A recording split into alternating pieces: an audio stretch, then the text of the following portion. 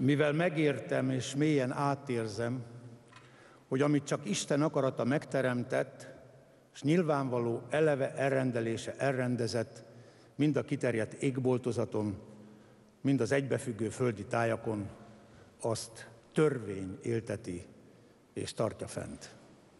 Tisztelt miniszterelnök úr, házelnök úr, tisztelt méltóságok, kormánytagok, püspök urak, nagykövet hölgyek és urak, tisztelt hölgyeim és uraim! Szent István szavaival köszöntöm Önöket ezen a különleges napon, húsvét hétfő ünnepén, új alaptörvényünk születése napján. Az ünnepek között vannak egyszeriek és ismétlődők. Olykor a túláradó öröm, a hirtelen jött dicsőség, vagy az elvégzett munka, a soha vissza nem térő pillanat ad alapot az ünneplésre. Máskor pedig éppen annak tudunk örülni, hogy ismét eltelt egy év, és benne újfent ahhoz a ponthoz érkeztünk, amely a hozzárendelt értékekre figyelmeztet. A mai ünnep súlyát nem csak a hitbéli tanítás, a húsvét évszázados hagyománya adja meg, de közös munkánk gyümölcse felett érzett jogos büszkeségünk is. Íme több mint 20 esztendővel a rendszerváltás után Magyarországnak új alaptörvénye született. Alaptörvény, mely szerződés a múlt, a jelen és a jövő magyarjai között. Élő keret, mely kifejezi a nemzet akaratát és azt a formát, amelyben élni szeretnénk. Húsvéti alkotmány, mely Magyarország feltámadásának alapja és záloga. Korszerű, nemzeti és európai. Úgy gondolom, ha igazán jól végeztük a dolgunkat, ez a nap nem marad egyszeri öröm.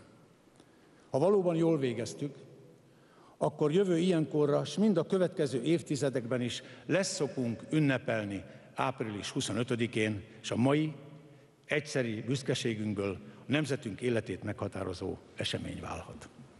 Tisztelt ünnepi gyülekezet!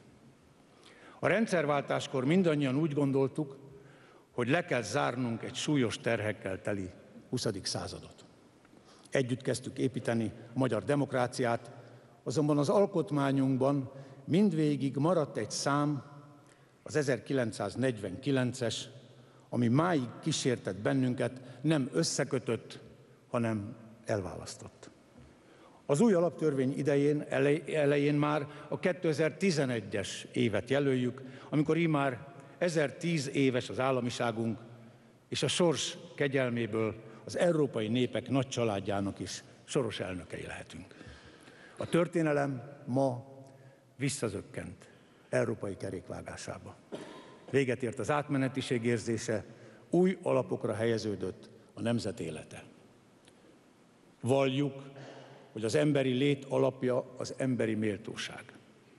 Valljuk, hogy együttélésünk legfontosabb keretei a család és a nemzet, összetartozásunk alapvető értékei a hűség, a hit és a szeretet. Az új kezdet jele, hogy ma velünk örülnek határainkon túli nemzetrészek is, fővárossal együtt 9 magyarországi városban és Kolozsvárot is ünneplik az új alaptörvényt, mely azon túl, hogy az állam működésének ad keretet, nemzeti összetartozásunknak is becses okmánya. Ez az összetartozás Szent István bölcs gondolata szerint attól erős, hogy sokszínű és soknyelvű. Milyen lenne a magyar történelem, a magyar kultúra, a mostani műsorban is felcsendülő magyar népzene, a velünk élő nemzeti közösségek gazdagító jelenléte nélkül? Értékeink, tapasztalataink, dallamaink és emlékeink egymásba fonódnak, ez a kötelék tart meg minket sorsunkban. Tisztelt Hölgyeim és Uraim! Köszönet illet mindenkit, aki az alaptörvénnyel kapcsolatos értékteremtő munkából kivette a részét. Eötvös József szerint való megelégedést csak a való munka után találhatunk.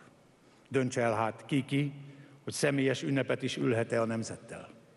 És aki szeretné még hozzátenni a maga erejét, tudását, véleményét és hitét a jövőhöz, annak kiváló alkalmat adnak majd a keretet tartalommal megtöltő sarkalatos törvények megalkotásának nem kevésbé embert és elhivatott munkát igénylő feladatai. Ha áttekintjük a még elvégzendő teendőket, láthatjuk, hogy hosszú út áll előttünk, de erőt ad az, hogy az első, a legfontosabb lépést már megtettük.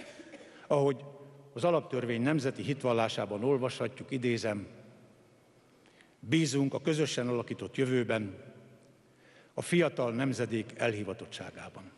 Hisszük, hogy gyermekeink és unokáink tehetségükkel, kitartásukkal és lelki erejükkel ismét nagyjá teszik Magyarországot. Tisztelt Hölgyeim és Uraim, áldott húsvétot kívánok minden magyar honfitársamnak és a velünk élő nemzeti közösségeknek. Legyen szabadság, béke és egyetértés. Köszönöm a figyelmüket.